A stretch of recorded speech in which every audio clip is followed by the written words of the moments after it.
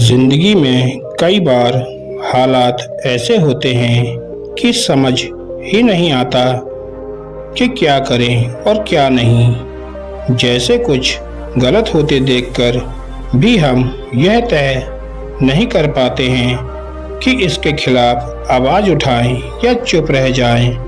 उदाहरण के लिए, अपने देश की रक्षा के लिए दुश्मन को मारना एक सैनिक का कर्तव्य है, तो क्या वह सही है या गलत? श्रीमद् भगवद गीता के अध्याय 3 में श्री कृष्ण कहते हैं, सुनो अर्जुन, संसार में साधना के 2 पाठ या आध्यात्मिक अनुशासन के 2 सबक मैंने पहले बताए थे। पहला था सांख्य योग। इसमें सांख्य योगी साधना ज्ञान के मार्ग पर आगे बढ़ता है, जबकि कर्म योग में व्यक्ति कर्म करते हुए आगे बढ़ता है।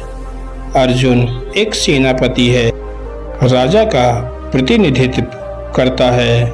राजा का कर्तव्य यह देखना है कि कानून व्यवस्था बनी रहे, लेकिन अपने लोगों को मारने की सोचकर भी अर्जुन के हाथ कांप रहे हैं। कृष्ण लगातार अर्जुन को अपना कर्तव्य करने के लिए कह रहे हैं।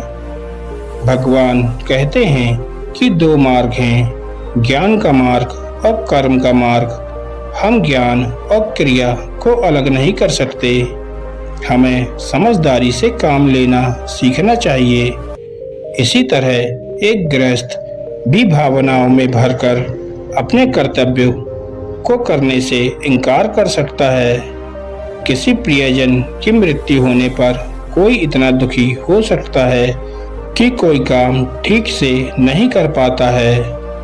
इच्छा ही नहीं होती है, न स्वयं के प्रति और न ही परिवार में दूसरों के प्रति। लेकिन यह सही नहीं है। हमें अपना काम करना होगा।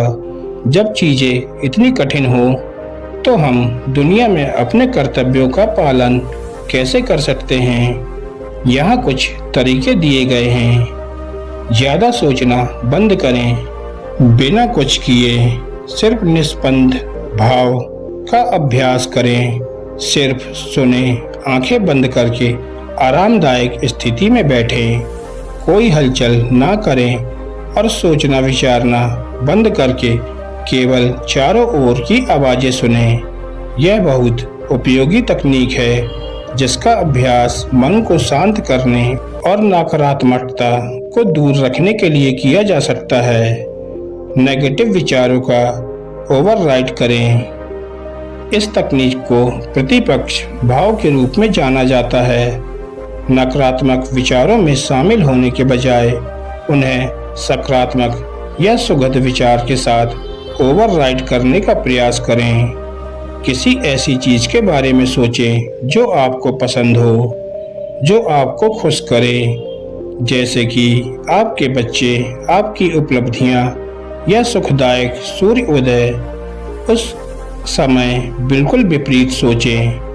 अपनी आंखों, चेहरे की मांसपेशियों को आराम दें और खुशी और करुणा की भावना में डूब जाएं। अपने कर्तव्यों को प्राथमिकता दें। आप कहीं भी हों, आपको हमेशा कोई न कोई कर्तव्य या जिम्मेदारी मिलती है। यदि आप एक छात्र के रूप में कक्षा में हैं, तो आपको पता होना चाहिए कि एक छात्र के कर्तव्य क्या हैं और उसे पूरा करने का प्रयास करें। इसी तरह यदि आप एक शिक्षक हैं, तो आपको एक शिक्षक के रूप में अपने कर्तव्यों को जानना चाहिए और उसे पूरा करने का प्रयास करना चाहिए। सबसे बड़ी चीज है आपका रवैया। इसलिए अगली बार जब आप महसूस करें कि किसी कार्य को करने में भावनाएं आपको परेशान कर रही हैं, तो थोड़ा रुक जाएं और इन तरीकों का उपयोग करें। पूरे फोकस के साथ जुटे रहें। धन्यवाद दोस्तों।